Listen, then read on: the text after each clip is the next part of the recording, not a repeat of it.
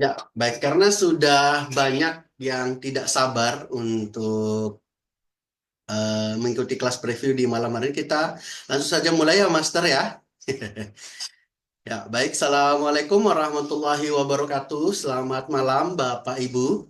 Dan saya ucapkan terima kasih banyak karena sudah meluangkan waktunya ya, Bapak Ibu ya, di sela-sela kesibukan. Dan ini merupakan Zoom perdana di bulan Februari ya, Bapak Ibu ya. Dan jadi ini sangat kebetulan sekali ya, Zoom perdana di bulan Februari dan juga kelas perdana yaitu kelas Hipno Karisma yang akan dibawakan oleh Master Francis di bulan ini juga Bapak Ibu. Dan di malam hari ini kurang lebih 1 jam ke depan kita akan sama-sama diberikan sekilas pemaparan tentang apa itu hipnokarisma dan apa saja materi-materi yang akan Bapak Ibu dapatkan jika Bapak Ibu ikut di kelas hipnokarisma di hari Rabu sampai dengan Sabtu di tanggal 5 sampai dengan 8 Februari 2024. Baik, selamat bergabung Pak William Tanaka. Ya, selamat malam. Ya, baik. Ya, baik. Sebelum kita mulai kelas preview kita di malam hari ini, kita berdoa sejenak ya Bapak Ibu ya, agar apa yang kita dapatkan di malam hari ini bisa terhitung sebagai amal ibadah kita tentunya Bapak Ibu ya. Dan tentunya materi yang akan diberikan sekilas oleh Master Francis ini di malam hari ini bisa bermanfaat untuk kita pribadi ya Bapak Ibu ya, dan juga orang lain. Baik, berdoa menurut agama dan kepercayaan dipersilahkan.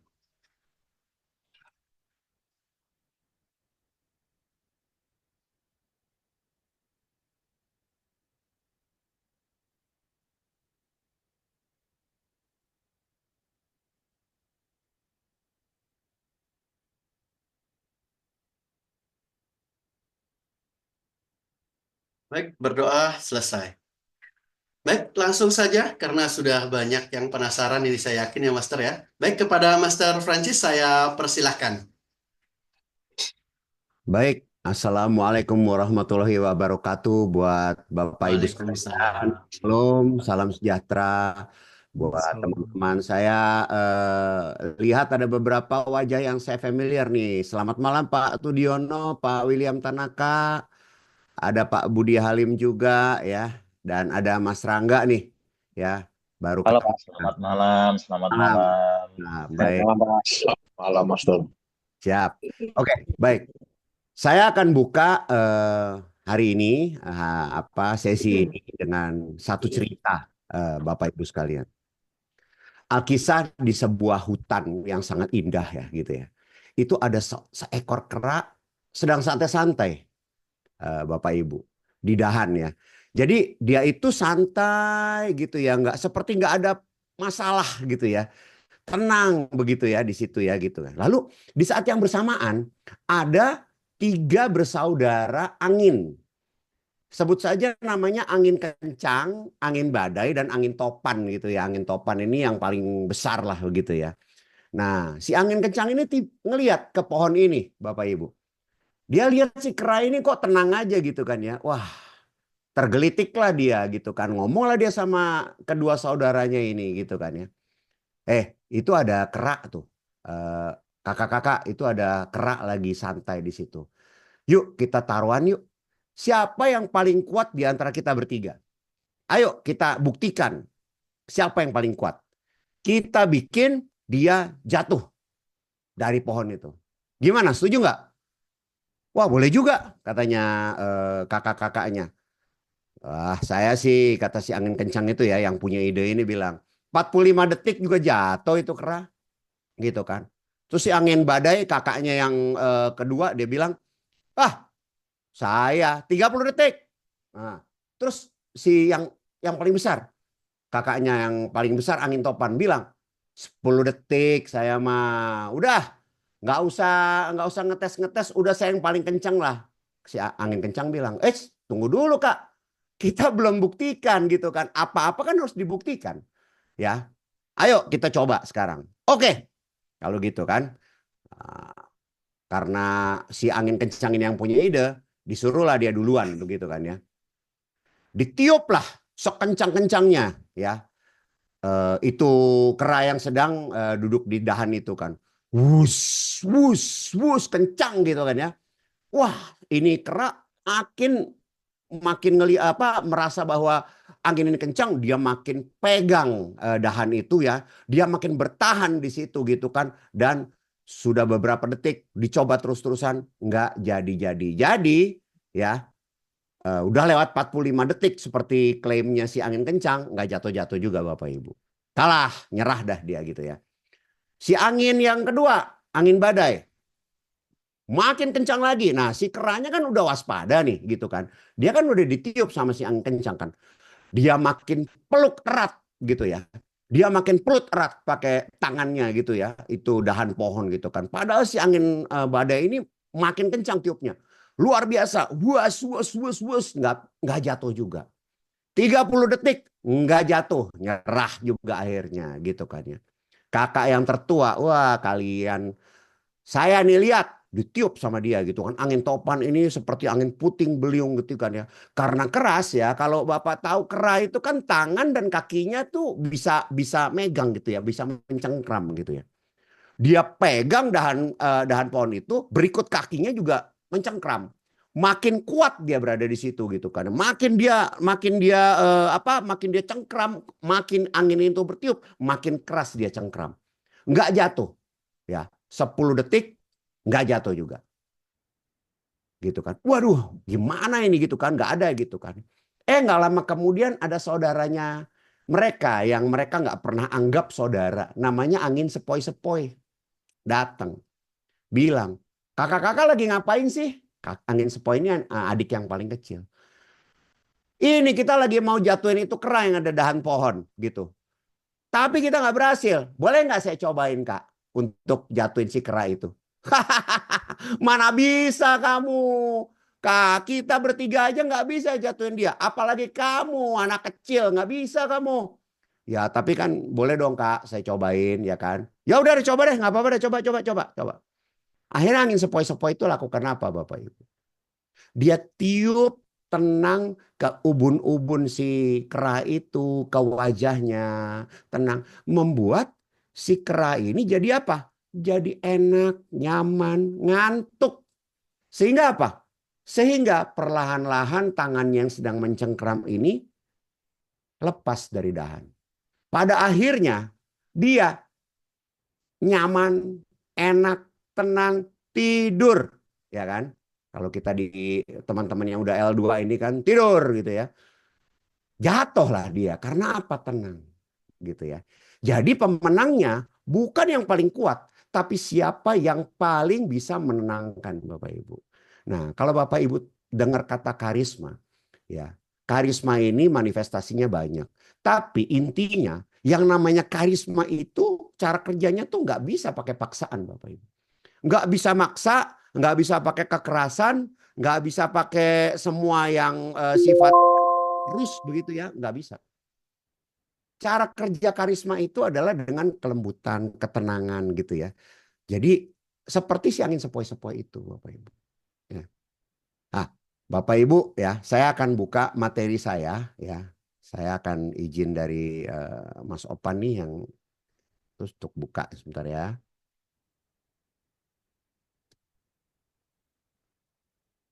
Sebentar ya Bapak Ibu ya.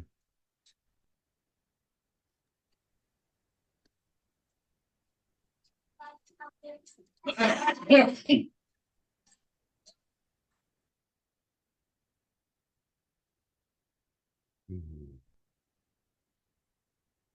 Saya sudah jadi co-host ya.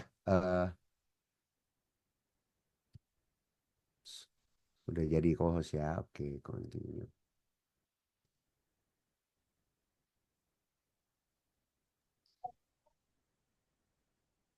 Oke, Bapak Ibu sudah bisa lihat saya punya slide Bapak Ibu. Sudah terlihat, Master. Sudah ya? Oke, baik. Oke, Bapak Ibu ya. Kenapa namanya hipnokarisma?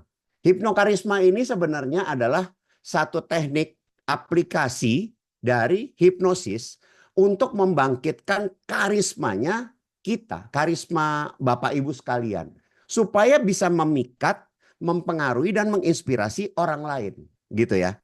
Jadi saya ini membuat materi ini sebenarnya tujuannya adalah untuk kalangan orang-orang yang berbisnis tadinya Bapak Ibu. Tapi saya makin ke sini gitu ya, saya makin rasakan, saya makin bayangkan ya karisma ini.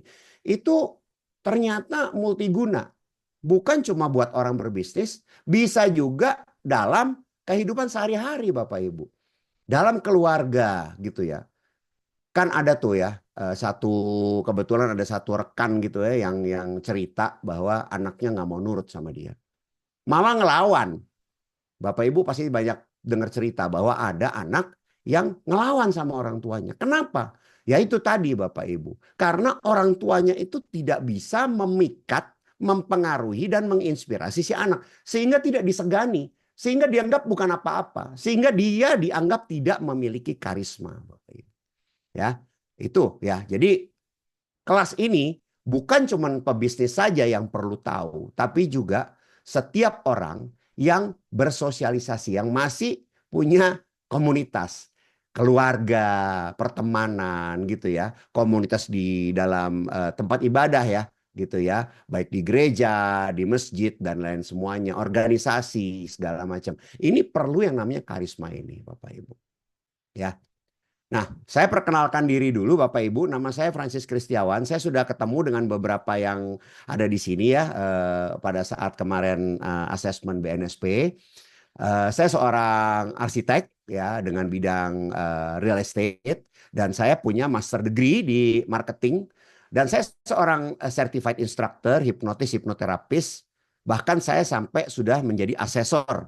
Asesor hipnoterapis di Indonesia hanya sedikit Bapak Ibu. Ya, puji Tuhan alhamdulillah saya terpilih menjadi salah satunya. Dan kebetulan saya juga di dalam pekerjaan saya punya bisnis. Bisnis saya di bidang energi terbarukan Bapak Ibu. Energi baru terbarukan EBT gitu atau renewable energy gitu ya.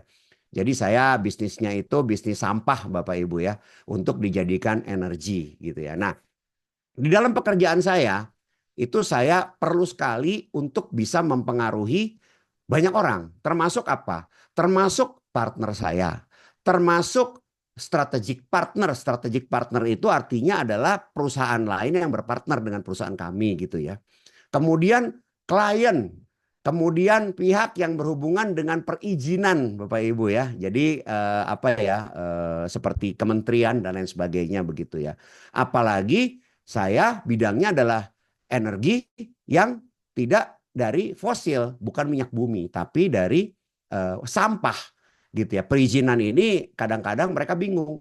Bahkan waktu kami mau ingin melakukan ekspor saja mereka tidak tahu kode untuk ekspornya ini berapa gitu kan ya. Sehingga saya perlu ada yang namanya karisma ini untuk bisa mempengaruhi orang-orang tersebut Bapak Ibu ya. Nah, Bapak Ibu pasti tahu ya Bung Karno ya. Bung Karno ya kan. Kemudian ada Paus Fransiskus ya. Paus Fransiskus. Saat ini Paus Fransiskus adalah kepala negara Vatikan. Vatikan ini adalah pusat agama Katolik Roma. Di Vatikan yang dia sebenarnya berada di dalam negara Italia gitu ya. Tapi dia merupakan satu negara khusus. Kemudian ada Mahatma Gandhi dan Steve Jobs. Beliau ini adalah satu orang yang cukup cukup saya favoritkan karena apa? Luar biasa. Dari bisnis yang cuman dari garasi Bapak Ibu. Dia bisa mengalahkan BlackBerry yang saat itu semua orang pakai BlackBerry. Kalau ada Bapak Ibu yang seumuran dengan saya di sini Gen X gitu ya. Gen X ini pasti pernah pakai BB, pasti gitu kan. Dulu kalau kita mau kenalan kita tukerannya pin BB gitu ya. Tapi muncul iPhone Bapak Ibu. Dulu iPhone itu diketawain sama BB. Dia bilang, semua orang di dunia ini itu butuh yang namanya keypad. Keypad itu adalah keyboard yang ada di dalam handphone itu. Zaman dulu kan ada keyboard fisiknya gitu ya. Mana ada yang mau pakai touchscreen? Gak ada. BB begitu luar biasanya ya istilahnya jumawa atau bahasa anak sekarang songong gitu ya bahwa pasti nggak bisa ngelawan kita lah ini iPhone ini gitu kan ya. Apa yang terjadi Bapak Ibu? makin dikembangkan, makin hebat, makin hebat. Pada akhirnya sampai saat ini semua orang tidak ada yang pakai keypad. Hari ini Bapak Ibu semuanya pakainya touchscreen. Walaupun nggak semuanya iPhone, ada Android gitu ya. Tapi teknologi touchscreen ini dulu yang memperkenalkan itu dia. Bahkan BlackBerry waktu itu pernah mau mencoba bikin ada layarnya, ada touchscreen-nya, BlackBerry Storm dulu namanya. Gitu ya. Tapi gagal. Jadi luar biasa beliau ini gitu kan. Bahkan sekarang saya melakukan Zoom dengan Bapak Ibu, saya menggunakan MacBook gitu ya. Tapi yang saya menggunakan Mac Mini dengan layar gitu ya, dengan layar LCD saya gitu kan ya. Nah, itu Steve Jobs begitu berkarisma sampai semua orang bisa dia pengaruhi, bisa dia inspirasi, bahkan ketika beliau ini sudah meninggal. Beliau ini sudah meninggal Bapak Ibu ya. 3 dari 4 tokoh ini sudah meninggal. Tapi sampai sekarang masih menjadi panutan, masih jadi omongan, masih jadi inspirasi Bapak Ibu. Ya. Jadi kalau Bapak Ibu lihat di sini, apa itu karisma? Kualitas pribadi, kualitas dari kita Bapak Ibu ya. Gitu. Merupakan kombinasi dahsyat dari pengaruh, otoritas, dan daya tarik pribadi. Pengaruh, otoritas, daya tarik pribadi. Untuk mempengaruhi dan menginspirasi sejumlah besar orang untuk menjadi pengikutnya. Ya, Bapak Ibu ya. Kalau waktu dulu saya lihat, saya sering, bahkan sampai sekarang saya sering lihat videonya Bung Karno. Bung Karno ini bisa diwawancara dalam bahasa Prancis. Dia bisa berbahasa Prancis luar biasa. Bacaan-bacaan dia itu bukan bacaan-bacaan buku Shinchan Doraemon ya Bapak Ibu ya. Tapi bacaan-bacaan apa? Buku-buku politik luar negeri. Memang waktu itu lagi heboh-hebohnya Hitler ya, gitu ya. Dia mempelajari apa itu Mein Kampf atau buku karangannya Hitler itu dan lain sebagainya gitu kan ya. Bapak Paus gitu ya, kebetulan saya Katolik gitu ya. Bapak Paus ini menjadi panutan. Bahkan banyak orang yang tidak beragama Katolik melihatnya sebagai panutan juga, ya. Tidak semua, tapi ada gitu ya. Steve Jobs saya sudah panjang kali lebar. Mahatma Gandhi dan satu lagi sebenarnya, Mother Teresa, ya, Ibu Teresa, ya. Ibu Teresa sampai saat ini sudah menjadi, kalau di Katolik kami ada Santa dan Santo, orang suci. Sudah menjadi Santa Teresa, gitu ya. Jadi dia ini menginspirasi juga. Apakah dia orang kaya? Tidak. Apakah dia orang miskin? Ya, dia orang miskin yang membantu orang miskin, gitu kan ya. Tapi kenapa seluruh dunia terinspirasi? Itu tadi, pengaruh, otoritas, dan daya tarik pribadinya dia. Dari apa? Dari kebaikan hatinya dia, Bapak Ibu ya. Ini adalah karisma Bapak Ibu. Nah, untuk memiliki karisma itu ada 2 dimensi sebenarnya. Yang pertama, kita harus mulai dari diri kita sendiri Bapak Ibu. Bagaimana kita mengendalikan diri kita sendiri untuk kita bisa mengendalikan orang lain. Jadi jangan bicara orang lain aja, enggak. Kita harus bisa mengendalikan diri kita sendiri ya. Makanya kita nanti pada saat Ibu Bapak memang tertarik ikut dan join, akan ada 4 malam bersama saya. Di mana hari pertama saya akan ajarkan, saya akan share kepada Bapak Ibu sedikit mengenai anatomi otak dan komunikasi intrapersonal. Komunikasi intrapersonal adalah komunikasi di mana Bapak Ibu berkomunikasi dengan diri sendiri. Ya, itu diri sendiri. Ya.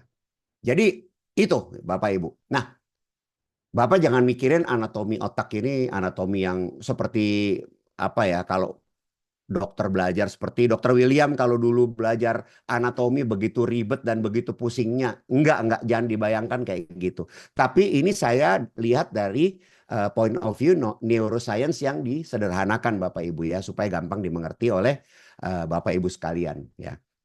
Jadi gini, ini otak kita Bapak Ibu ya. Saya akan menjelaskan satu penjelasan ilmiah tentang komunikasi.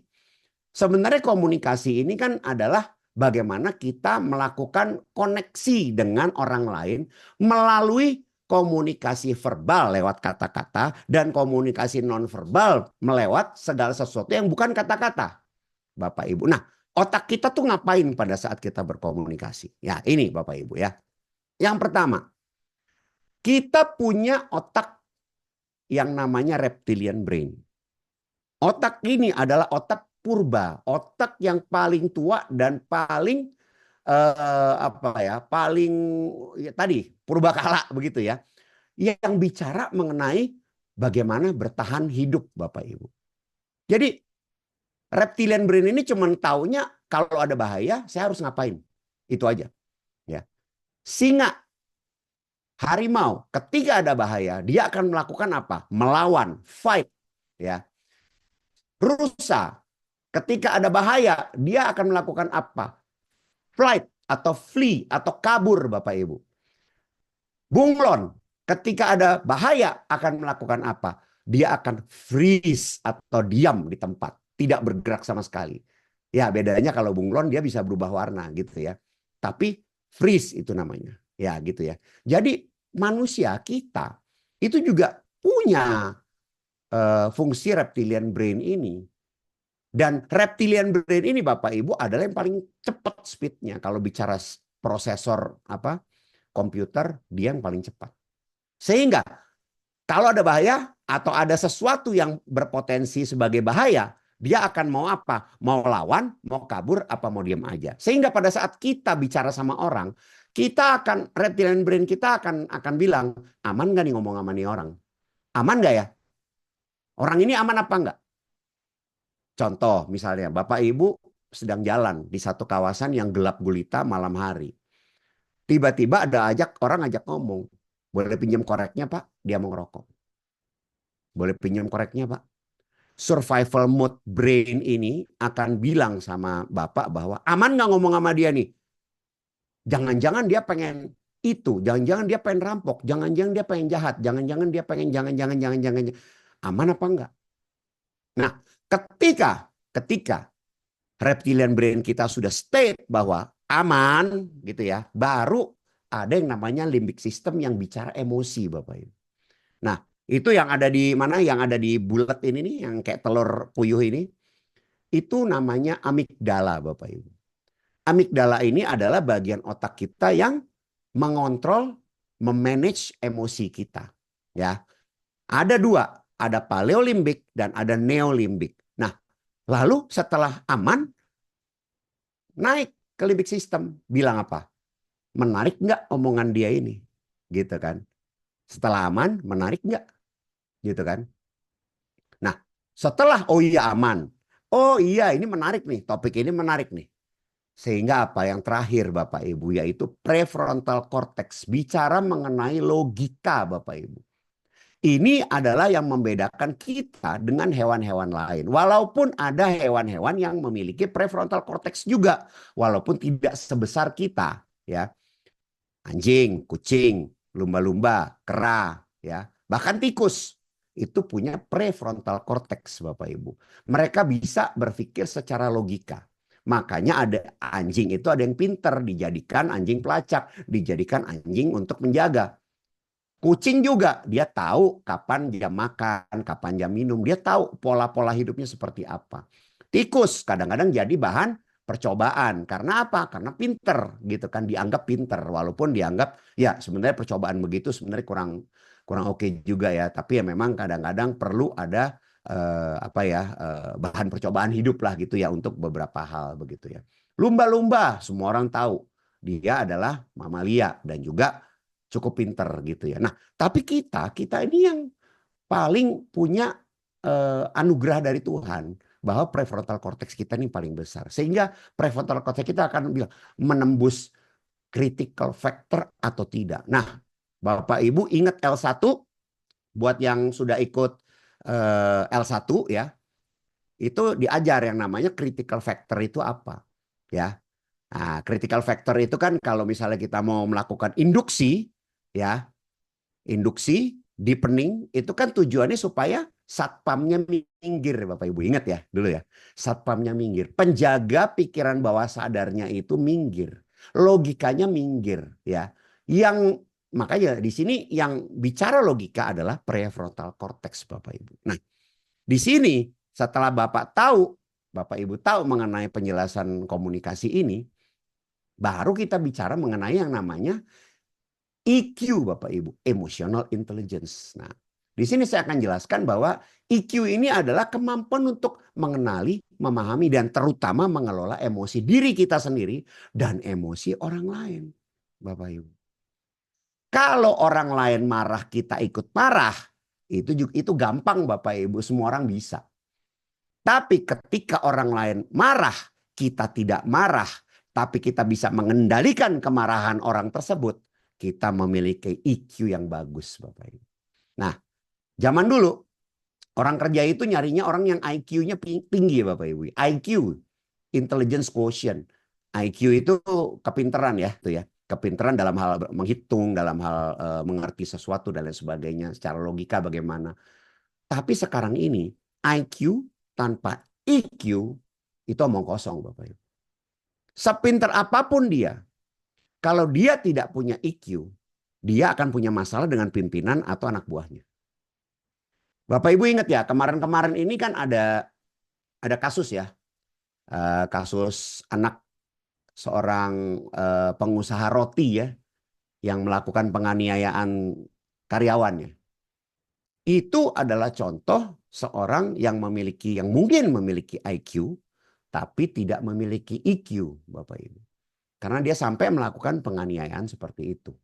Gitu. Sehingga yang terjadi apa? Akhirnya melapor dan lain sebagainya, jadi viral, ditangkap polisi dan lain sebagainya. Jadi kurang bagus gitu ya. Nah, terutama Bapak Ibu, EQ ini apa? EQ ini pada saat kita ada di jalanan Bapak Ibu. Bapak Ibu pasti nyetir mobil kan? Mungkin sering nggak kita kalau misalnya ada motor nyenggol atau motor motong atau mobil motong kita atau ada kita nyaris nabrak atau nyaris ditabrak. Apa yang pertama kali keluar Bapak Ibu? Marah-marah dulu kan? Sampai ada yang bilang kan, wah kalau di jalan itu banyak setannya, setan jalanan. Karena apa? Kita gampang marah di jalanan. Nah, itulah Bapak Ibu yang disebut EQ gitu ya. Orang yang paling sabar sekalipun di jalanan dites kesabarannya. Tapi ketika di jalanan Bapak Ibu sudah bisa memiliki EQ yang baik, itu sesuatu yang sangat baik. Nah, EQ ini Bapak Ibu ya, itu ada yang pertama itu adalah intrapersonal communication. Bagaimana emosi kecerdasan emosi ini itu berperan dalam Bapak Ibu melakukan komunikasi dengan diri sendiri. Makanya Bapak Ibu kan di L2 diajari kan ada yang namanya dilema ya. Ketika pagi hari gitu ya. Pagi hari ada sisi harus kerja nih. Pagi hari kan bangun harus kerja ya kan di hari kerja nih. Ada sisi diri kita yang ingin tetap tidur, tapi ada juga yang harus bangun. Itu kan namanya konflik batin tuh, ya kan? Itu Bapak sedang berkomunikasi dengan diri Bapak sendiri. Ibu, Bapak sedang melakukan intrapersonal communication. Nah, itu makanya sampai kadang-kadang ada konflik diri, ada yang namanya dilema. Nah, itu adalah bukti bahwa terjadi intrapersonal communication. Ya, ada dua, self awareness dan self management. Bagaimana kita sadar dan bagaimana kita memanage diri kita sendiri. Yang kedua adalah interpersonal, bagaimana kita punya kesadaran sosial terhadap orang lain ya, sosial.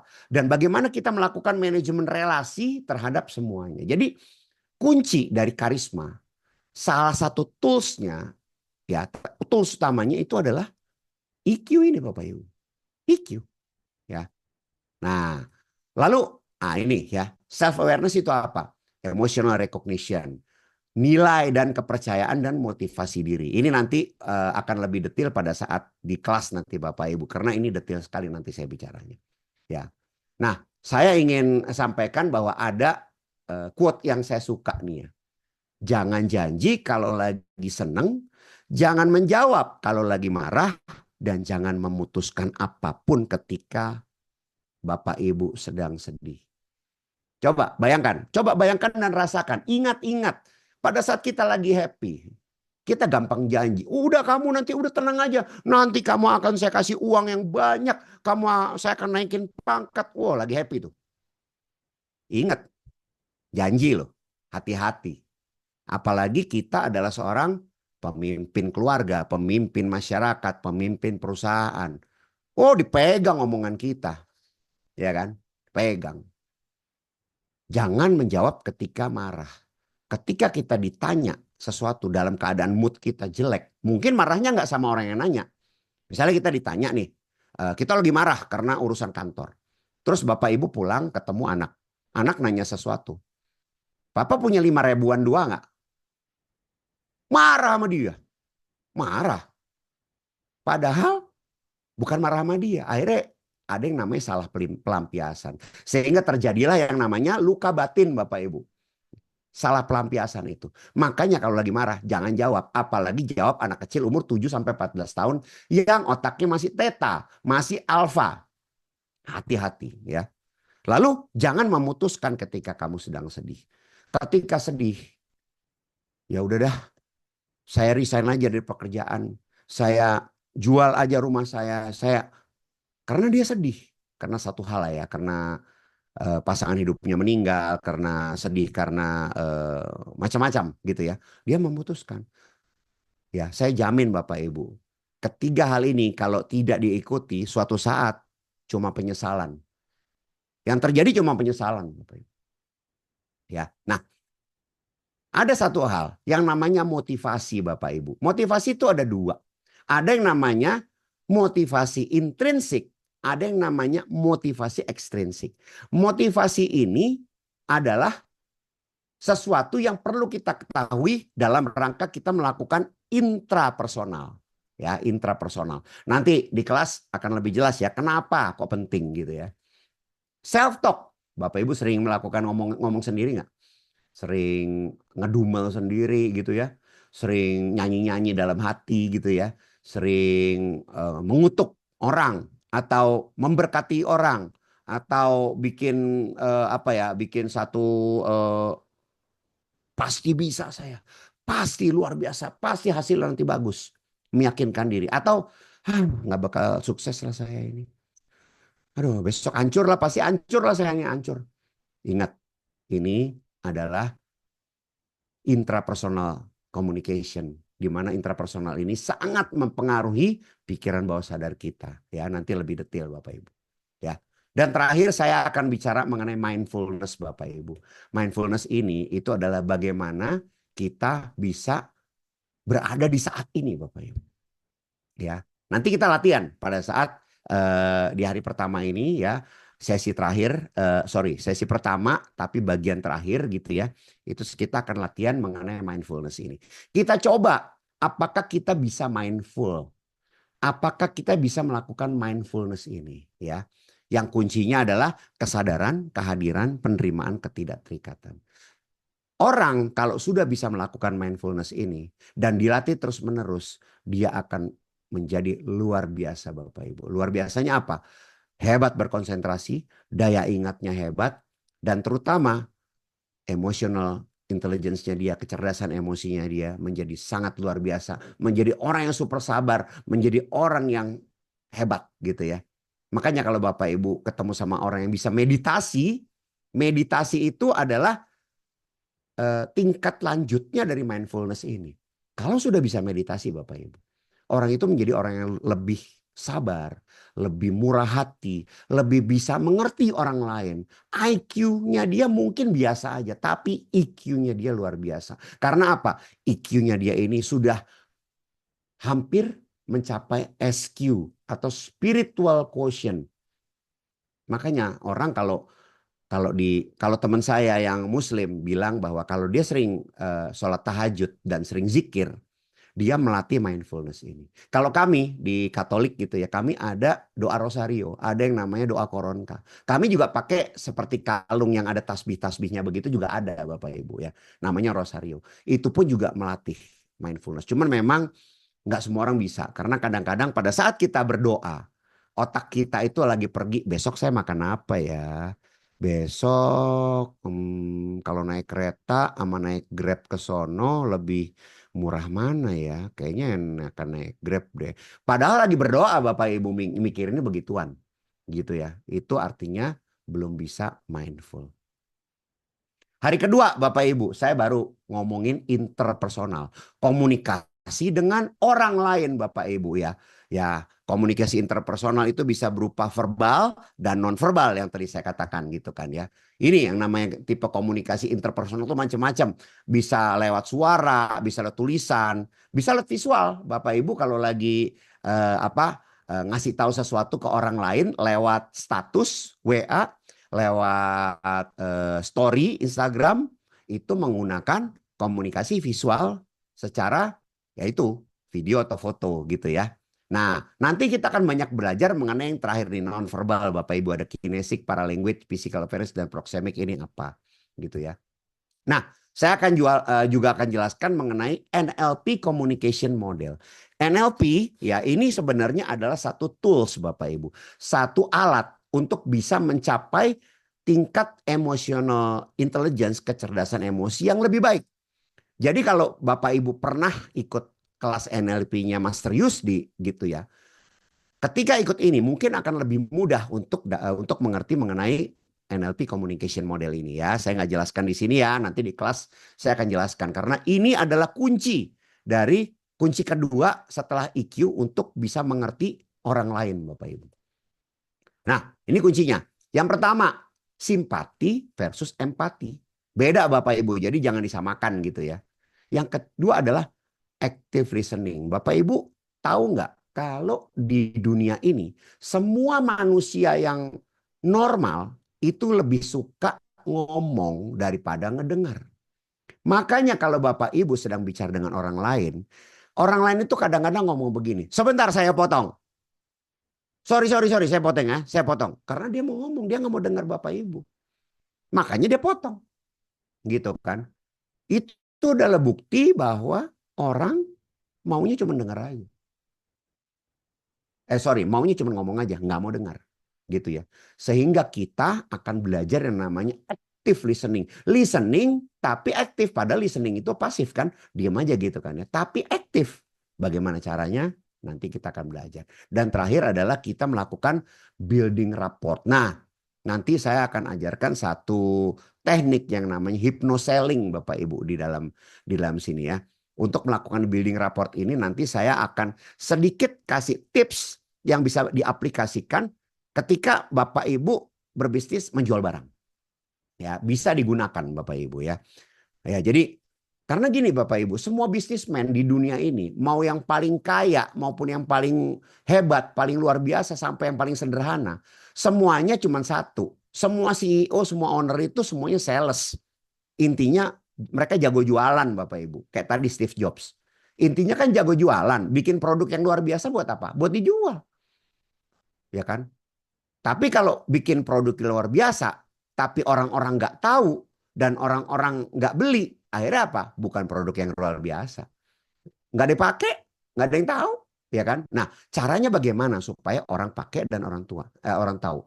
Kita melakukan building rapport, Bapak Ibu ya. Ini adalah 3 kunci. Nah, dalam melakukan itu kita akan belajar modalitas ini. Bapak Ibu pasti tahu ya, ada yang namanya visual, kinestetik, auditory, gustatory, dan olfaktory ya. Kalau visual itu kan menggunakan mata, auditory menggunakan telinga, kinestetik menggunakan kulit atau sentuhan, olfaktory menggunakan penciuman, dan gustatory menggunakan rasa gitu ya Bapak Ibu ya. Tapi pada prinsipnya manusia cuma 3 modalitas utamanya.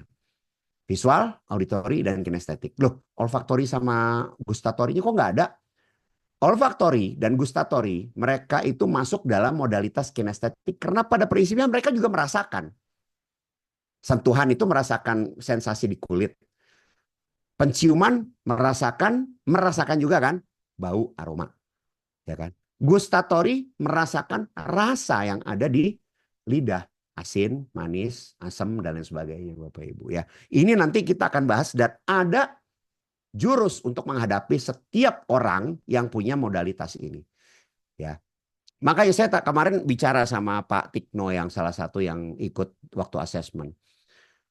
Kita sebagai hipnoterapis ya, itu perlu melakukan pre-talk yang namanya pre-talk atau ngobrol-ngobrol dulu sama calon klien kita sebelum kita melakukan diagnosis masalah dan juga pada akhirnya kita melakukan terapi gitu ya. Nah, pre-talk ini Bapak Ibu, kalau Bapak Ibu ketemunya sama orang yang benar-benar orang asing, nggak kenal, misalnya Bapak Ibu udah punya STPT lalu bikin tempat praktek gitu ya, buat melakukan hipnoterapi.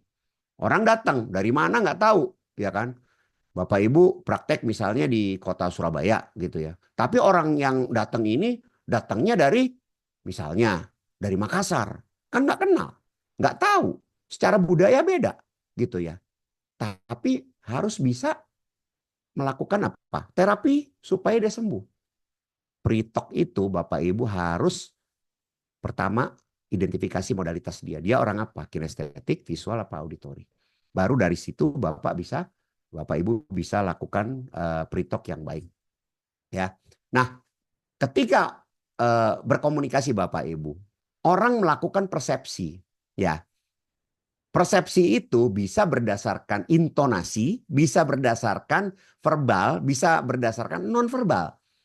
Intonasi itu termasuk non-verbal ya, paralanguage gitu ya. Jadi gini misalnya Bapak Ibu, orang ngomong,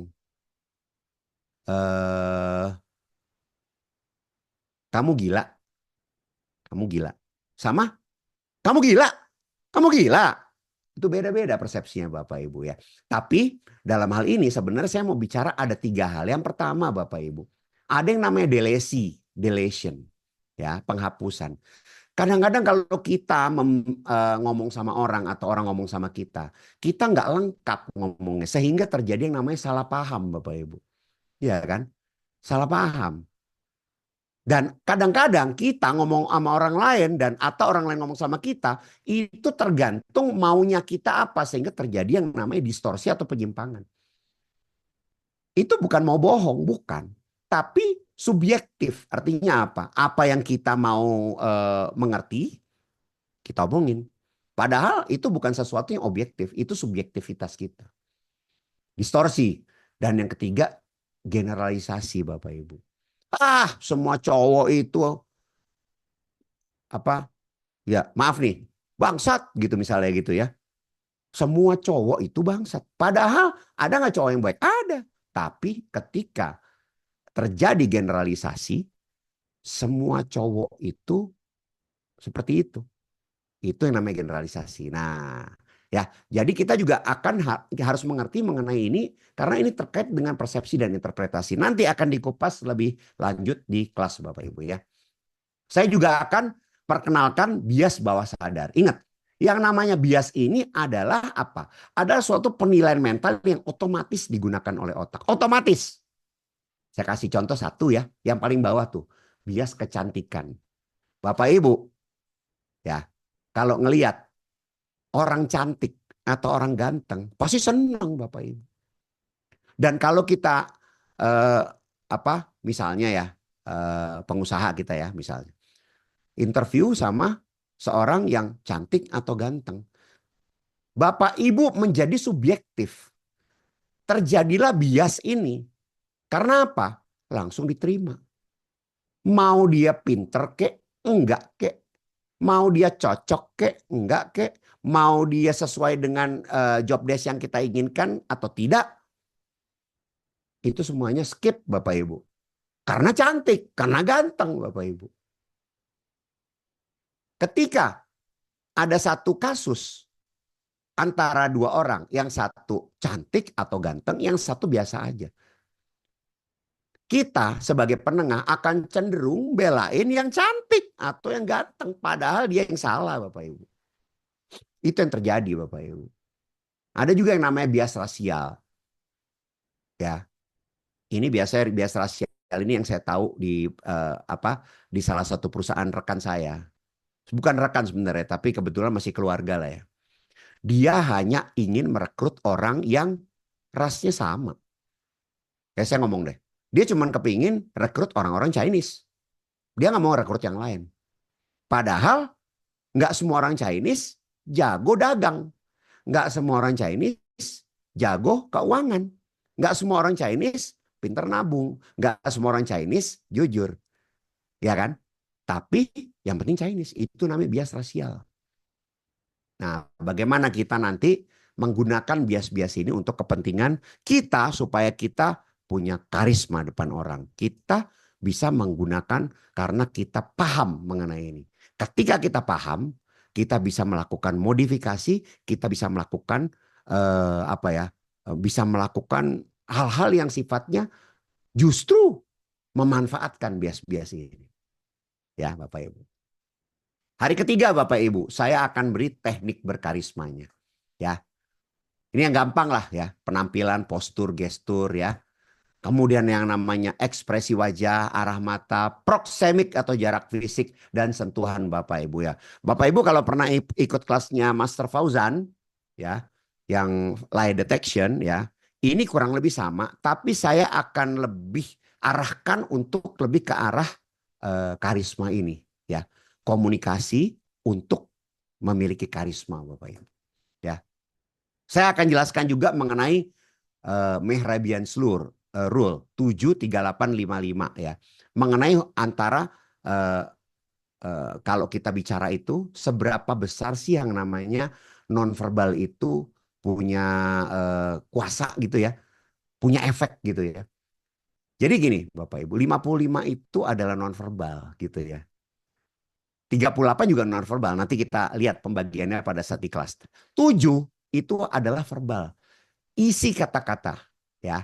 Nah, mungkin saya agak membingungkan ya ngomong mengenai ini ya. Tapi mungkin nanti pada saat Bapak Ibu masuk kelas saya akan jelaskan. Nah, kaitannya dengan ini Bapak Ibu. Nanti kita akan belajar mengenai body language congruency model. Antara yang diomongkan di pembicaraan, apa yang dia omongkan dengan body language, gerak tubuhnya dia, itu kadang-kadang terjadi konflik Bapak Ibu ya. Ada berapa model nih? 1, 2, 3, 4, 5, 6, 7. Ada 7 model ya.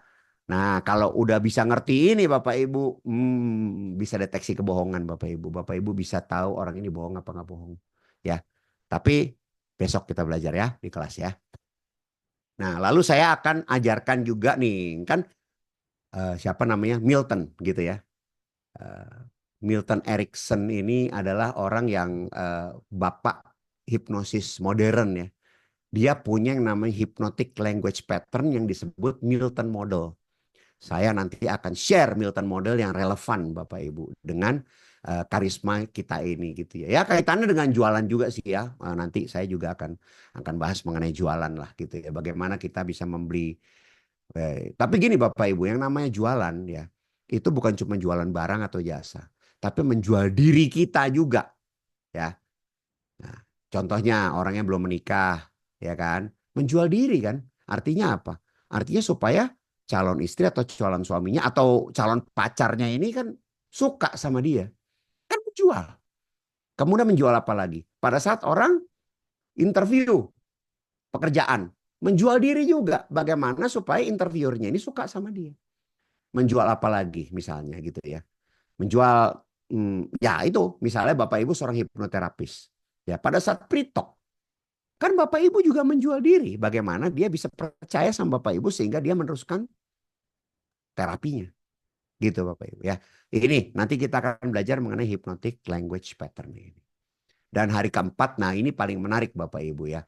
Yang pertama ya, kita akan belajar mengenai archetypes atau simbol atau pola-pola yang sifatnya bawaan dan diwariskan dan membentuk pikiran, perasaan, dan perilaku. Bapak Ibu tahu nggak kalau pikiran, perasaan, dan perilaku kita itu juga ada yang diwariskan. Yang sifatnya bawaan Bapak Ibu. Gitu ya. Nah itu menurut si Carl Gustav Jung. Dia memberitahu kita bahwa ada 4 archetypes. Tapi yang akan kita kupas tuntas di hari keempat ini adalah archetypes yang diperkenalkan oleh Pearson, Carol Pearson. Ya kan, yang bilang bahwa archetypes itu adalah pola-pola yang tidak terlihat di dalam pikiran manusia yang mengontrol bagaimana manusia tersebut merasakan pengalaman terhadap dunia. Pengalaman terhadap dunia itu kan lewat panca indera ya. Nah, ini ada 12 Bapak Ibu, kayak 12 bintang, 12 bulan, 12 sio gitu ya. Tapi ini macam-macam gitu. Saya kasih contoh satu aja deh. Saya akan kasih contoh yang paling gampang ya. Tipe pertama yaitu tipe innocent, si polos ya. Ada orang yang polos begini Bapak Ibu ya. Nah, orang polos ini karakternya begini nih. Dia tuh kepingin selalu aman, selalu bahagia. Dan takut banget kalau dia bikin salah terus dihukum Bapak Ibu. Anak-anak banget ya. Karakter anak-anak banget ini. Terus gimana supaya dia bisa seperti itu? Dia selalu ingin melakukan hal-hal yang benar. Tetap optimis dan selalu berbuat baik. Ini orang baik banget Bapak Ibu. Manifestasinya apa? Orang yang naif Bapak Ibu. Artinya apa? Gampang dimanfaatkan orang lain Bapak Ibu. Dia ini nggak kepingin nyakitin siapapun. Karena dia percaya bahwa nggak ada yang mau nyakitin dia. Naif banget. Padahal di dunia ini nggak semua orang baik ya. Gitu kan ya. Kita harus waspada sama semuanya. Sehingga apa? Tipe orang yang innocent ini. Itu adalah tipe orang yang tidak waspada Bapak Ibu. Sehingga apa? Ada strateginya Bapak Ibu untuk ketika kita menghadapi si polos. Si polos ini itu perlu suasana kepercayaan dan fokus pada sesuatu yang bikin dia aman gitu loh. Ya kan? Sederhana, nyaman, aman gitu kan. Nggak cemas gitu kan. Nah, orang kayak gini gampang gitu kan. Kita bikin seperti itu aja. Nah, terus bagaimana strategi komunikasinya? Nah, kita jangan susah-susah kalau bikin omongan Bapak Ibu. Jangan pakai istilah-istilah yang terlalu jelimet, pusing bikin dia puyeng. Dia ini si polos gitu kan. Dan satu hal Bapak Ibu, jangan pernah memanfaatkan orang ini. Karena orang ini, si polos ini ketika dimanfaatkan dan akhirnya dia tahu dia berbuat salah, ya, dia akan punya kecenderungan luka batin yang berat Bapak Ibu.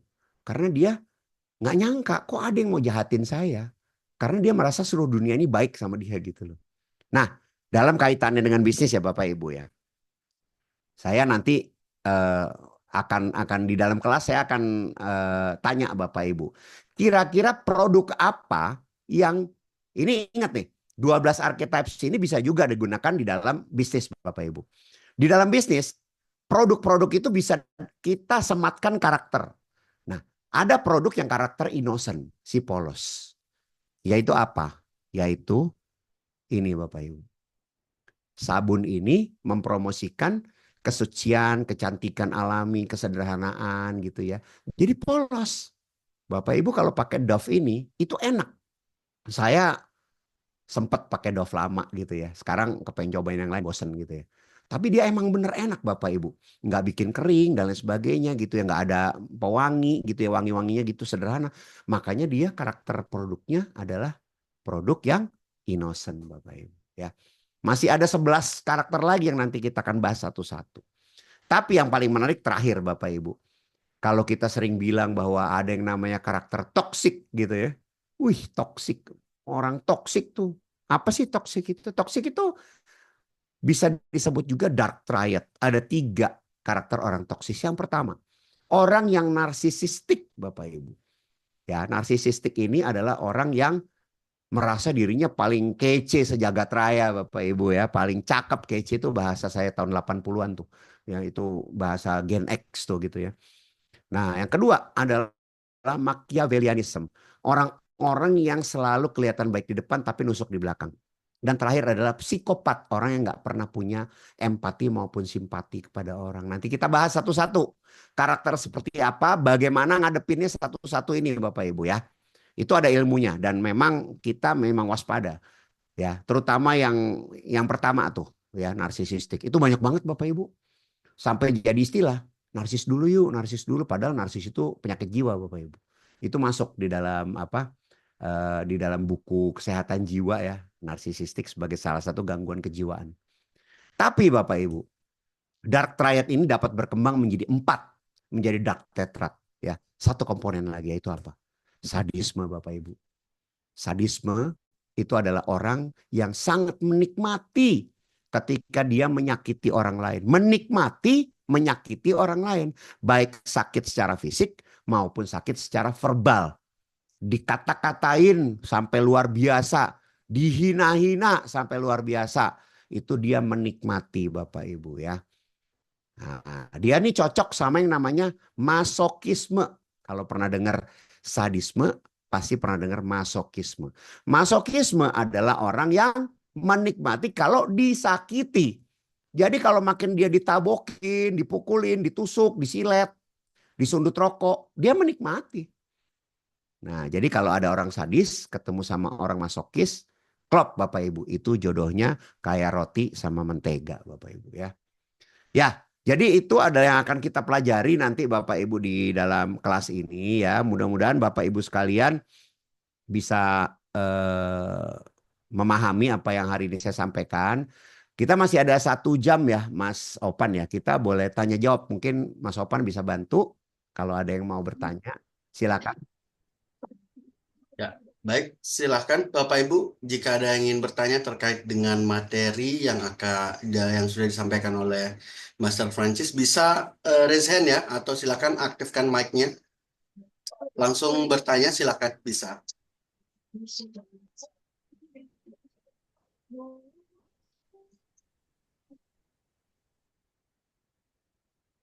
Silahkan, ada yang mau bertanya? Atau silahkan bisa juga melalui kolom chat ya Bapak Ibu ya.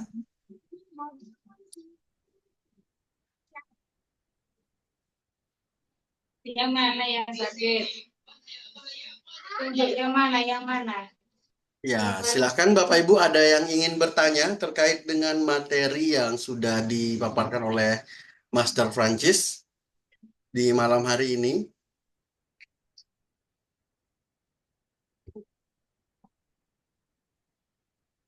Wah, ini luar biasa sekali nih. Ya, udah paham semua nih, Master. Oh, ini ada Master di kolom di chat, Master. Izin bertanya, Master, bagaimana menyikapi orang-orang toksik itu? Terima kasih. Sama yang kedua, apa benefit yang kita dapatkan setelah mengikuti kelas ini? Ya, mungkin yang Saya jawab dulu ya. ya silakan, Master. Oke. Yang pertama, menyikapi orang-orang toksik itu nanti pada saat kelas pasti saya akan berikan. Siapa nih? Pak Beben ya. Jadi nanti di kelas ya Pak Beben ya, pastilah saya akan sampaikan karena itu materinya nanti salah satu yang paling menarik itu ya. Kemudian apa benefit yang kita dapatkan setelah mengikuti kelas ini? Nah, gini.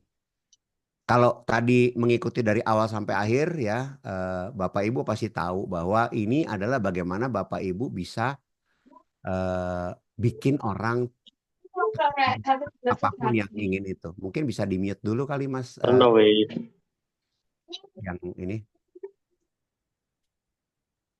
Oke ya. Jadi benefitnya itu adalah bagaimana kita bisa memiliki pengetahuan. Moren selak cerik tok ya otomatis ngelak. Termute, Master, silakan. Ya. Oke ya, nggak apa-apa ya. Jadi kita akan punya benefit di mana kita bisa punya kemampuan buat mempengaruhi ya, terutama mempengaruhi lah ya gitu ya. Kalau ngomong memikat tuh kayaknya gimana gitu ya, mempengaruhi dan menginspirasi. Nah, kuncinya apa? Kuncinya adalah Bapak Ibu akan mengerti yang namanya EQ itu apa. Bagaimana mempraktekkannya gitu ya. Dan bagaimana caranya bisa memahami orang lain. Bagaimana punya teknik supaya orang lain ini nih bisa kita kendalikan. Maksudnya kondisinya positif ya, bukan kondisi negatif nih gitu ya. Bukan hal yang mengendalikan dalam konteks negatif, tapi konteks positif gitu ya. Bagaimana buat kalau seorang ibu gitu ya, bikin anak-anaknya ini nurut. Bikin anak-anaknya ini mempunyai akhlak yang baik ke depannya. Bikin anak-anaknya atau suaminya ini segen. Segen sama takut tuh beda loh. Ya. Segen sama takut bedanya apa? Takut, kalau takut, dia akan baik di depan Bapak Ibu. Tapi kalau Bapak Ibu nggak ada, ya dia seenaknya. Tapi kalau segen, mau ada kek, mau enggak kek, dia tetap baik. Karena apa? Dia segen sama Bapak Ibu. Ya, itu benefitnya kurang lebih seperti itu. Sebenarnya saya dari tadi waktu sepanjang pada saat saya sampaikan itu Bapak Ibu harusnya udah paham bahwa benefitnya banyak sebenarnya, bukan cuma satu dua aja. Narsis itu NPD, yes. NPD itu sudah menjadi disorder gitu kan, narcissistic personality disorder, yes. Dan yang saya maksud narcissistic dalam toxic ini, orang-orang toxic ini memang adalah NPD, betul. Bagaimana caranya jika berhadapan dengan orang innocent? Orang innocent itu yang tadi kan, yang polos kan, gitu Pak Bunarto ya. Ya kayak tadi, ya kan. Eh, ngomong apa adanya. Jangan berusaha untuk memanfaatkan, ya kan? Kemudian yang paling penting adalah apa? Yang penting Bapak mesti, ya Pak Bunarto mesti punya EQ dulu. Mesti bisa mengendalikan diri kita dulu. Kalau kita mau mengendalikan orang lain, kita harus mengendalikan diri kita dulu. Intrapersonal kita itu harus benar dulu. Baru bisa melakukan interpersonal kepada orang lain. Gitu ya.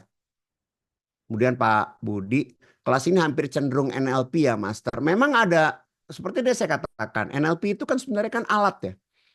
Kalau alat pertukangan itu kan ada gergaji gitu ya. Ada serutan gitu, amplas gitu ya. Tapi kan kalau misalnya Bapak Ibu ikut kelas pertukangan, pasti belajar cara pakainya gergaji bagaimana, kan gitu kan. Nah ini kalau Bapak Ibu sudah pernah ikut kelas NLP dan tahu NLP itu apa, lebih gampang karena di sini belajar cara menggunakannya, Bapak Ibu. Ya. Oh iya, tentu saja Pak. Ya. Apakah peserta yang ikut kelas akan mendapatkan rekaman kelas itu betul ya, Mas Sopan ya? Ini Mas Sopan yang ngomong nih. Ya betul, rekaman kelas pasti ada, resourcesnya. Saya punya nanti akan ada ini ya apa kita sebut saya sebutnya e-book lah ya e-booknya manual booknya ini saya nggak tahu 200-an halaman Pak Dokter William gitu ya pasti dapat itu jadi ada rekaman dan ada manual book yang bisa dibaca bahkan kalau misalnya nanti kita adakan lagi boleh riset seperti L1 L2 L3 L4 ya boleh riset ya lapor aja sama Mas Sopan yang penting boleh riset jelas gitu. Begitu, dokter. Mungkin ada yang lain? Bapak Ibu sama-sama. Terima kasih Pak Dokter William. Gitu. Ya. Ada lagi Bapak Ibu yang lain yang mau bertanya, mau ngomong juga nggak apa-apa loh. Buka mic lalu ngomong, nggak harus chat juga boleh loh, nggak apa-apa. Ngobrol, misalnya mau diskusi mengenai ada satu kasus, bagaimana ya? Mungkin kalau ada yang bisa cerita kasus, nanti kita bahas nih kasusnya bagaimana. Tapi nanti pada saat kita di kelas boleh juga kita ngomongin kasus boleh itu malah enak gitu ya ada cerita yang bisa kita bahas gitu loh nggak cuma teori melulu gitu. Selamat malam, Mister. Ya Saya mau siap bertanya. baik baik silakan Pak dengan Pak siapa Pak sorry Pak Gede dari Pak Bali. Gede. Oh, Oke Pak Gede. Pak. Selamat malam, Mister Francis. Ya siap. Saya punya bukan kasus ya, ini seorang teman sendiri yang kebetulan jadi kasus. Hmm. Orang ini sudah 7 bulan Hmm. ya, di rumah kami di sini. Hmm. Kalau diajak ngomong, Hmm. itu selalu mendominasi pembicaraan. Hmm. Setiap kita ngomong misalnya 3 kalimat, 4 kalimat, kemudian dia motong. Hmm. Kita udah kasih batasan. Jadi aku dulu ngomong ya, baru kamu nanti ngomong. Hmm. Iya, tapi tidak bisa dipraktekkan. Selalu dia bicara saja sehingga kita ini pembicaraan kita nggak pernah didengar. Hmm. Akhirnya kita suruh pergi aja. Hari tadi saya suruh pergi tapi baju pakaian dan sebagainya masih ada. Dia pindah ke tempatnya teman saya yang kira-kira jaraknya ya 10 kilo dari situ. Hmm. Ini apakah orang ini sudah apa ya termasuk golongan apa ya meresahkan masyarakat di sini juga suka Hmm. nuduh-nuduh bahwa katanya gentengnya dilempari orang padahal nggak ada yang melempari. Hmm. Itu akibat kelelawar membawa buah-buahan yang jatuh ke situ tepluk dikira orang yang melempar. Hmm. Nah itu bagaimana cara penyembuhannya sampai-sampai kalau kita atau orang lain bicara sama dia ini inginnya emosi aja kita ini maunya ya mau tempeleng aja gitu, tapi kita nggak sampai hati karena wajahnya itu wajah yang mau membuat kita kasihan gitu. Ah, ya dari Jawa, dari Solo, kita sudah tempatkan di sini kurang lebih 7 bulan. Ya sudah enjoy sebenarnya.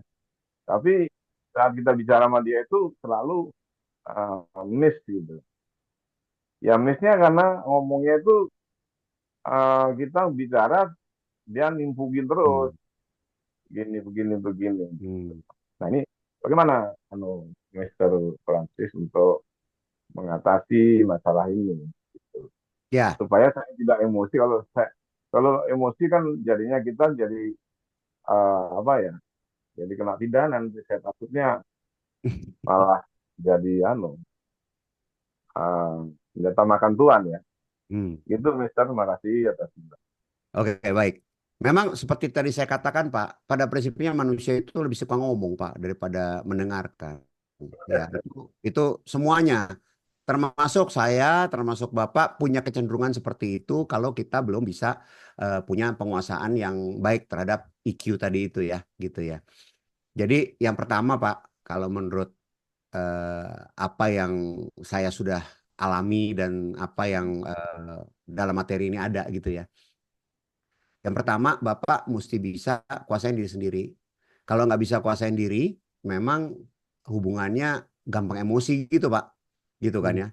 Gampang emosi, ya kan. Oh, bawaannya pengen nempeleng aja gitu kan, istilahnya gitu kan. Nah, tapi kalau Bapak sudah bisa lewati itu, baru kita bicara mengenai bagaimana beresin dia, Pak. Gitu ya. Nah, makanya tadi ada yang namanya simpati empati, ada yang namanya apa tadi? Active listening atau mendengarkan dengan aktif. Ya emang capek sih Pak, yang kedua ini capek gitu ya. Apalagi dia ngomongnya panjang kali lebar kali tinggi gitu ya. Itu memang capek gitu ya. Tapi memang itulah ketika dia ngomong panjang kali lebar kali tinggi ya, dan Bapak sudah bisa menguasai diri, EQ Bapak cukup tinggi, intrapersonal communication Bapak cukup baik, Bapak akan sabar. Dengerin gitu ya, sambil melakukan active listening gitu kan ya. Dan ketiga Pak, Bapak harus building rapport. Nah, 3 poin ini yang harus Bapak lakukan. Detailnya seperti apa? Nah, Pak Gede nanti kalau misalnya memang ada waktunya boleh join Pak di sini Pak. Gitu ya. Karena menghadapi orang dengan model kayak gini, pertama Sun Tzu bilang, kalau kita mau perang gitu ya, yang pertama itu harus kita sebisa mungkin tahu posisi lawan, gitu ya. Salah satu poin di dalam The Art of War itu ya, seni berperangnya Sun Tzu itu adalah tahu posisi lawan, gitu ya. Cara tahu posisi lawan bagaimana macam-macam, bisa ke dataran tinggi atau gimana segala macam. Nah, cara mengetahui posisi lawan adalah Bapak tahu dulu apa sih yang bikin dia jadi kayak gitu Pak Gede. Kenapa dia jadi bawel kayak gitu gitu kan, tadi malah Bapak bilang meresahkan gitu ya. Kok bisa sampai kayak gitu? Bapak nanti di dalam di dalam kelas saya akan jelaskan bahwa semua itu adalah akibat dari masa lalu kita, Pak. Apa diri kita saat ini adalah hasil dari apa yang kita lihat, apa yang kita rasakan, apa yang kita dengar dari masa lalu kita.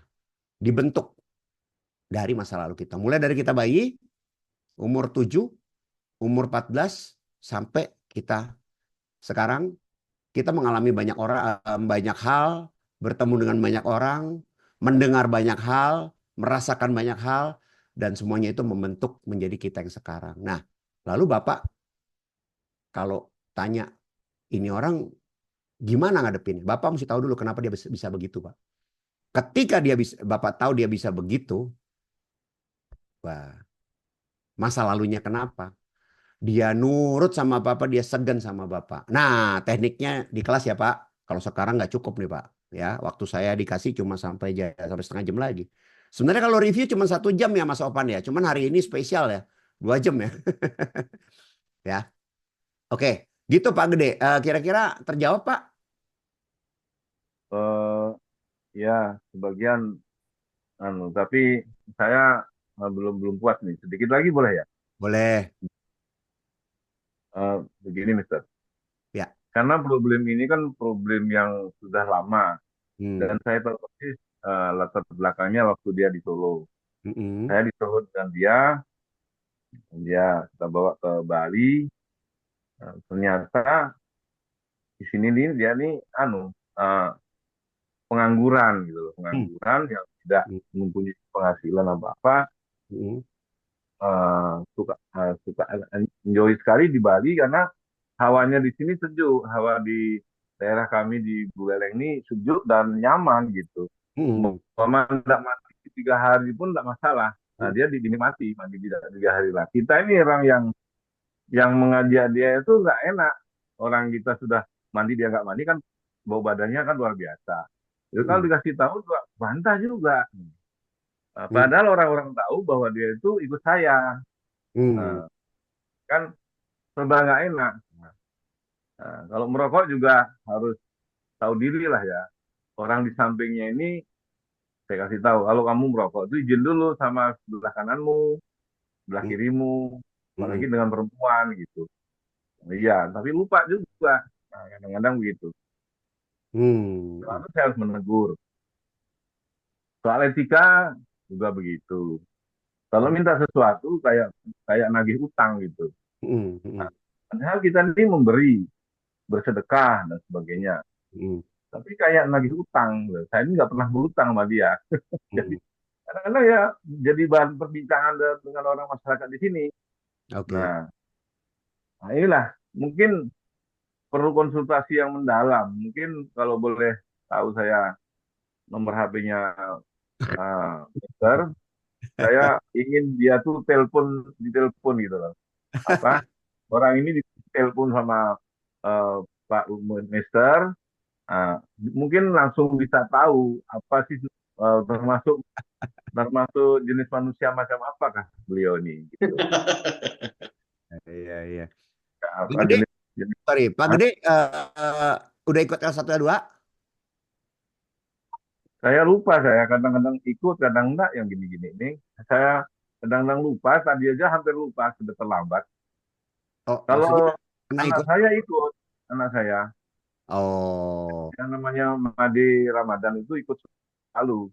Dan dia sudah praktek di kantornya itu sudah banyak pasien. Nah, kalau saya menghadapi pasien suka emosional, jengkel sendiri. Jadi saya juga menghadapi ini saya juga pikiran saya jadi kurang sehat jadinya orang menghadapi ini.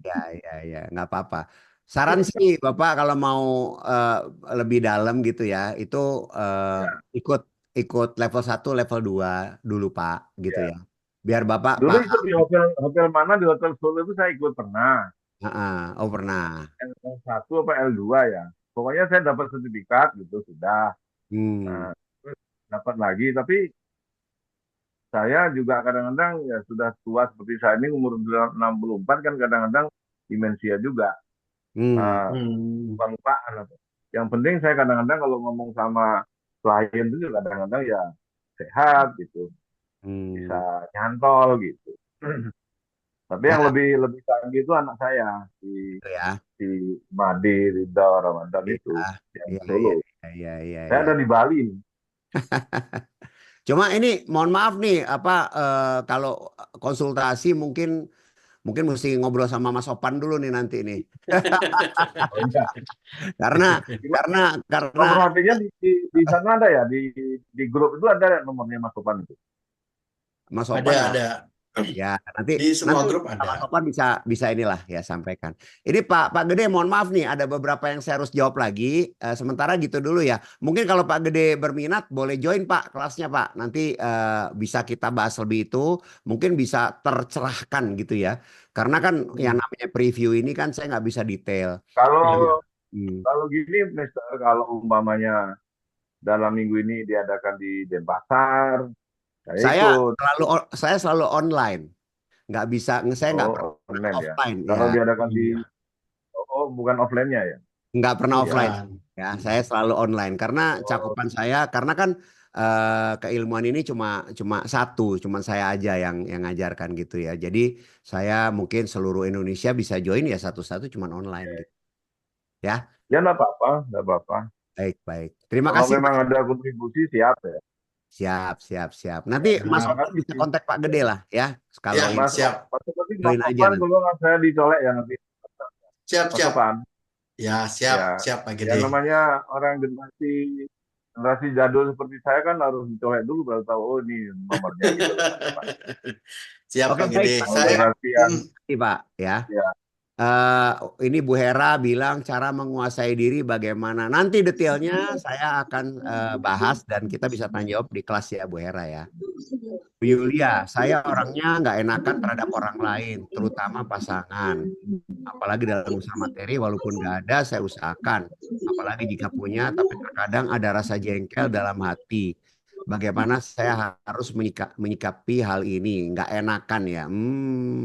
Ya.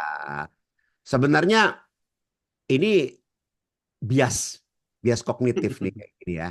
Gitu. Jadi kalau misalnya mau, ya coba nanti kita bahas dalam kelas ya, Bu Yulia ya. Vampire energy tidak ada yang vampire Bu Helda. Yang ada adalah vampire affirmation. Ya, afirmasi vampire yang sifatnya negatif ke dalam diri. Vampire itu apa sih? Makhluk pengisap darah yang pada akhirnya membuat korbannya mati. Vampire ini mengisap, mungkin maksudnya mengisap energi kita menjadi negatif gitu kali maksudnya kali ya. Nah, ini vampire affirmation ini itu kaitannya ke self talk tadi gitu ya. Nah, nanti mungkin sedikit lah saya akan bahas mengenai vampire affirmation itu apa. Karena sebenarnya saya kalau ngomongin vampire affirmation itu lebih ke kelas ini, kelas law of attraction gitu ya. Jadi kalau vampire affirmation itu begini. Aduh, misalnya kita besok mau interview gitu ya. Waduh, besok yang interview saya nih ini lagi nih S3 lagi nih. Aduh, gimana ya? Saya cuma S1 lagi nih. Aduh, ngeri nih kayaknya nih. Susah nih kayaknya nih. Berat nih kayaknya nih. Tuh vampire tuh. Itu tuh kita mengafirmasi diri kita secara negatif tuh. Besoknya beneran berat dan susah dan pada akhirnya nggak sukses. Itu contohnya gitu ya. Nah, cara agar kita tidak mudah dimanfaatkan orang lain, terutama menyangkut masalah keuangan. Nah, pertama Pak Bunarto mesti tahu juga dulu karakter archetypes-nya Pak Bunarto yang mana. Gitu ya, dari 12 tadi itu yang mana gitu ya. Nah, kemudian yang kedua gitu ya. Bapak mesti bisa melakukan baca orang dari sisi bohong apa nggak bohong sih gitu kan. Oh, Bapak innocent. Wah, memang iya. Berarti benar ya Pak ya, contoh tadi ya bahwa kalau orang innocent tuh mudah dimanfaatkan gitu ya, betul ya. Nah, jadi kalau misalnya tipe seperti itu Pak, Bapak mesti memahami yang namanya tadi itu apa tadi body language dengan kata-kata tadi itu, body language apa model tadi itu, gitu ya. Ada baiknya Bapak ikut sih Pak. Kalau misalnya nanti Bapak ikut, nanti Bapak mungkin akan banyak tanya, akan saya kasih perdalam pada saat sesi micro expression, ya kan? Sesi mengenai para language, mengenai nonverbal. Intinya begini Pak, orang bisa berbohong lewat kata-kata. Tapi sebagai manusia yang punya pikiran bawah sadar, kadang-kadang kata-kata tersebut tidak didukung oleh nonverbalnya dia. Contoh paling gampang begini Pak. Orang kalau bohong sama Bapak, itu biasanya nggak berani lihat mata. Ngelihatnya ke kanan, ke kiri, ke atas, ke bawah. Nah, itu kaitannya dengan modalitas lagi. Orang visual, itu bisa kita lihat dia bohong kalau arahnya ke arah tertentu. Beda dengan orang auditori, beda lagi sama orang kinestetik. Jadi istilahnya nih Pak, kelas ini itu kita bikin bagaimana caranya bapak-bapak, ibu-ibu bisa baca orang lain. Intinya itu. Ketika sudah bisa baca orang lain gitu ya. Nah, tinggal bagaimana bapak mau berbuat apa gitu kan. Baca orang lain ini kan intinya begini. Dimanfaatkan apa enggak kita ini. Gitu. Dikasih toolsnya tadi itu. Gitu kan. Modalitas nonverbal tadi itu ya. Memang agak ini nih Pak. Kalau di preview ini agak panjang nih ngomongnya. Tapi kalau Bapak ikut kelas, mungkin Bapak paham kali apa yang saya omongin sekarang gitu. Kurang lebih kayak gitu Pak Munarto. Mungkin yang lain, Mas Opan, silakan.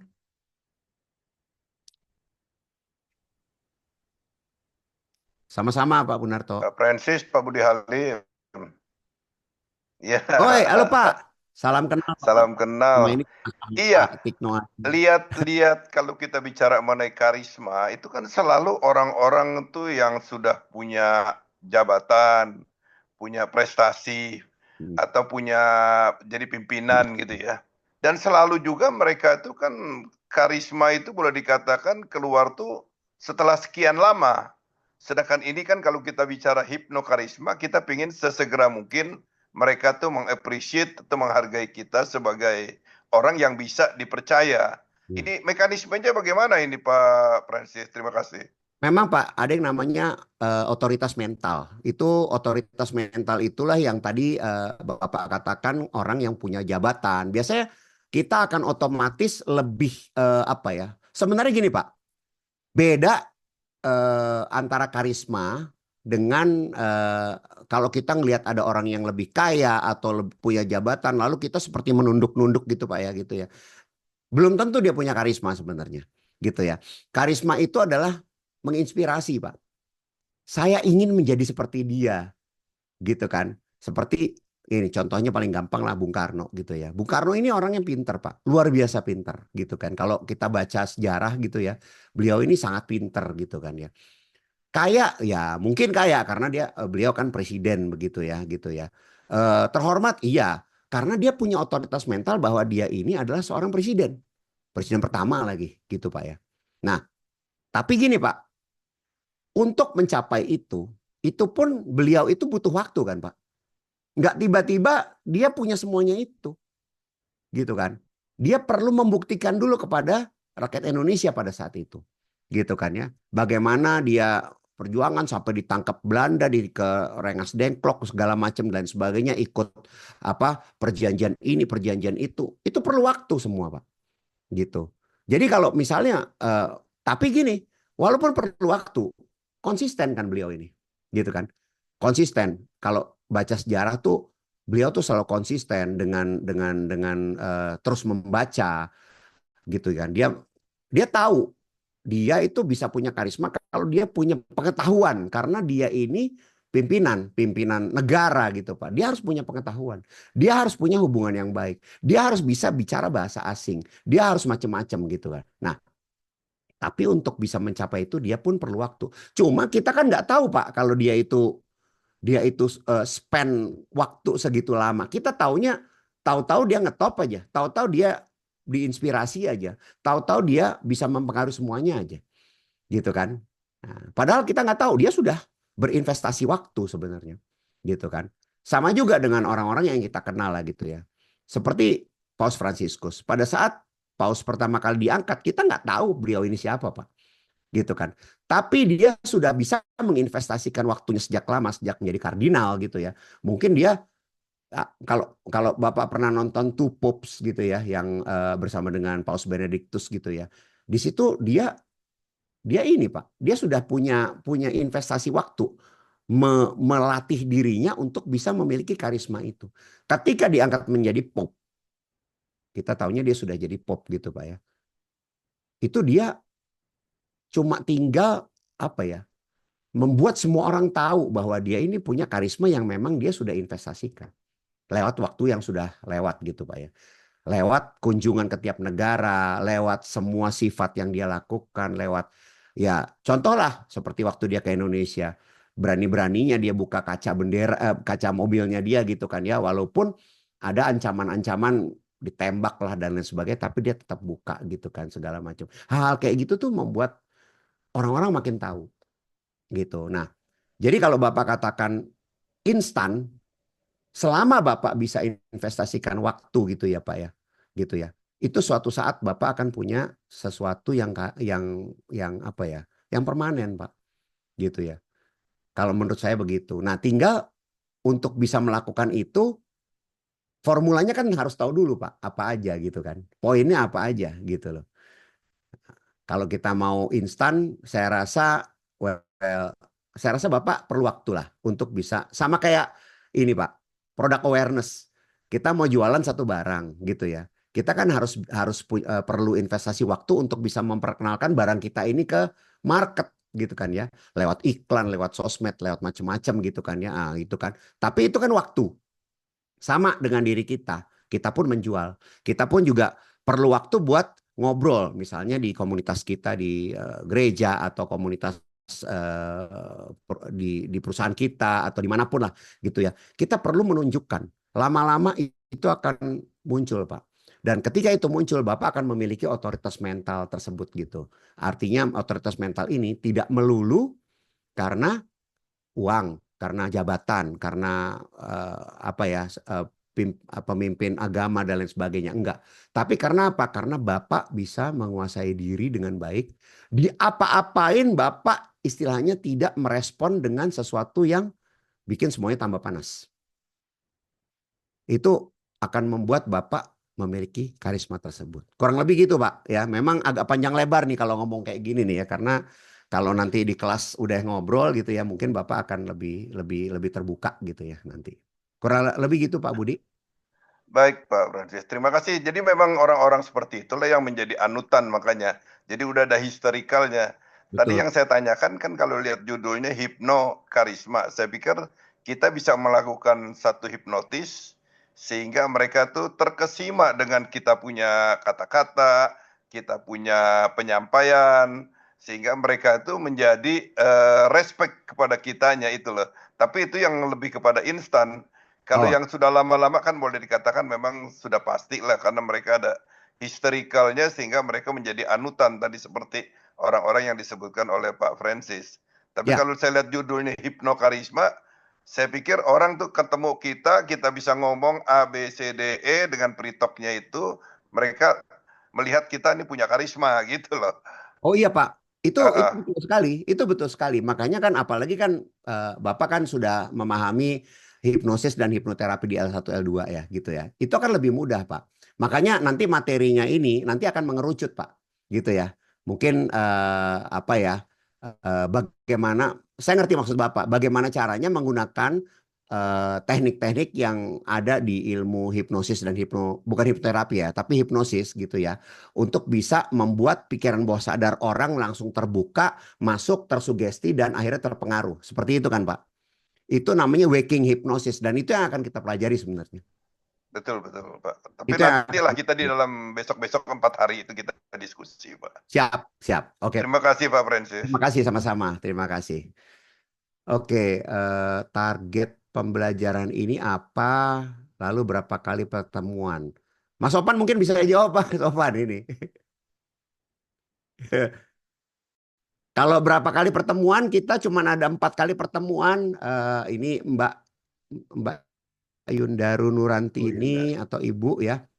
4 kali, 5, tanggal 5, 6, 7, 8 ya Februari. Berarti Rebo, Kamis, Jumat, Sabtu ya.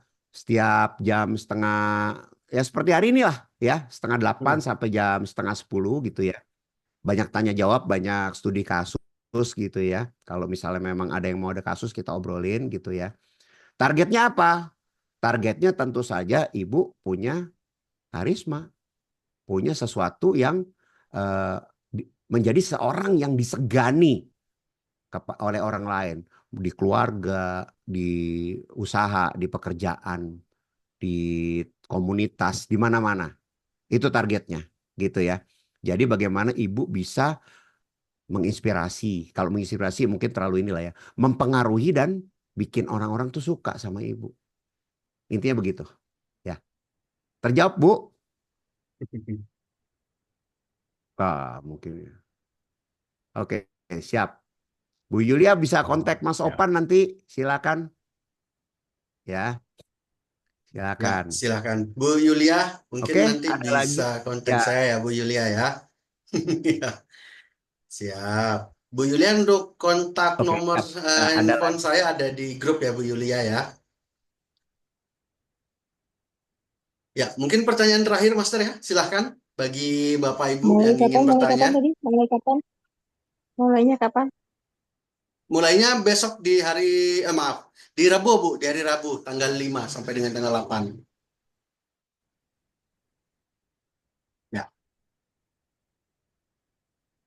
ya Bu Yendaru ya, untuk jadwalnya di hari Rabu sampai dengan hari Sabtu ya, tanggal 5 sampai dengan tanggal 8 Februari 2025 Bu Yendaru. Ya, Bu Yulia, ini saya chat nomor saya Bu Yulia ya. Ya, silahkan Bapak Ibu yang ingin bertanya, saya berikan satu kesempatan penanya lagi ya. Sebelum kita akhiri kelas kita di malam hari ini ya. Di preview kita di malam hari ini. Ya. Silahkan Bapak Ibu bisa langsung direct aktifkan mic-nya. Atau silahkan bisa langsung melalui chat ya.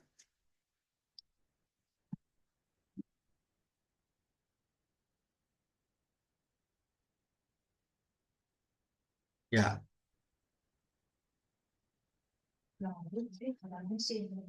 silahkan Bapak Ibu, sebelum kita akhiri ya, satu penanya lagi Bapak Ibu.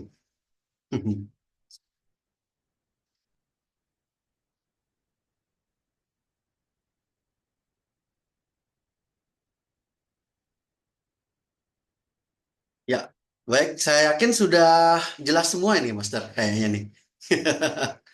Sudah penjelasan Master sudah bisa diterima dan sudah Bu Yulia juga sudah bersedia untuk bergabung ikut di kelas perdana dari hipnokarismanya Master Francis di hari Rabu ya, Bu Yulia ya. Ya, baik, mungkin itu aja Bapak Ibu ya untuk preview. Halo, Ya, ya silakan Pak Gede. saya satu aja, 1 menit aja. Oh ya, silakan Pak Beda Gede, soal silakan. ini. Ya, Mr. Francis, Ya, silakan. eh, saya punya klien di Jogja. Dia itu seorang anak muda yang kira-kira umurnya 30 sampai 40, baru punya anak 2 kecil-kecil. Tapi hutangnya itu miliaran dan semua asetnya itu tergade ke bank. Nah, dia selalu ingin bunuh diri, nangis-nangis sama kami.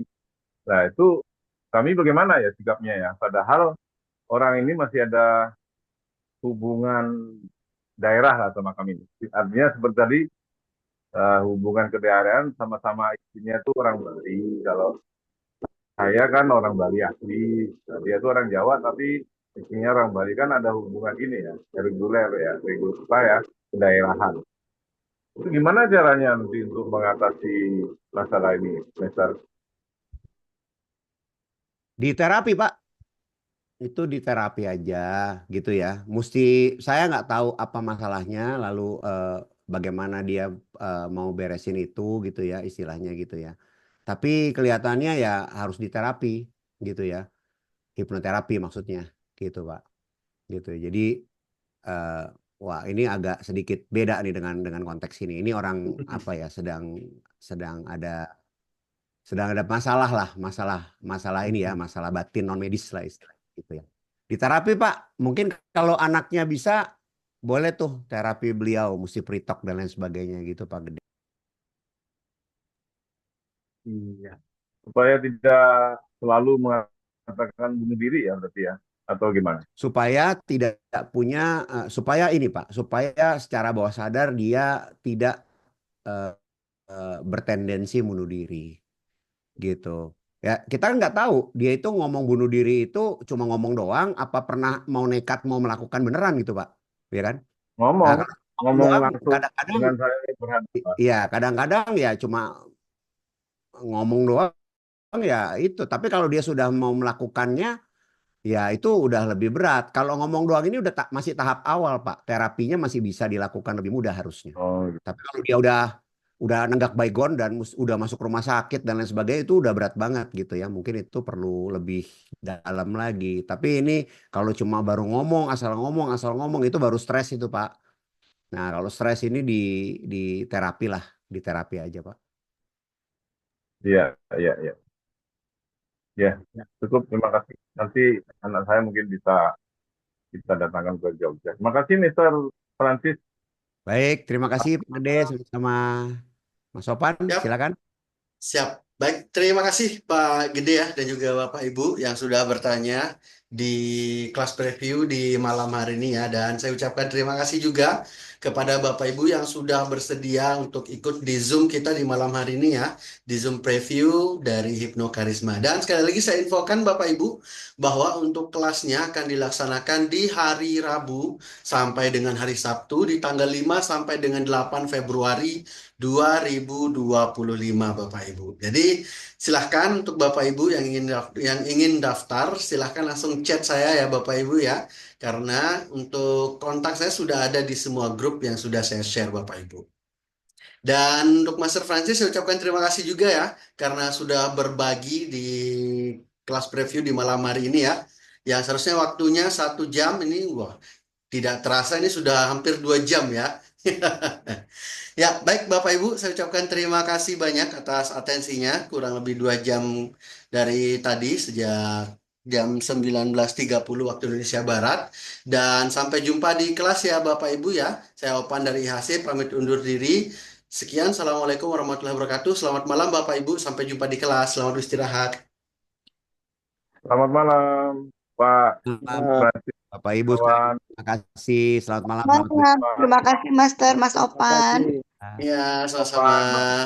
Terima kasih.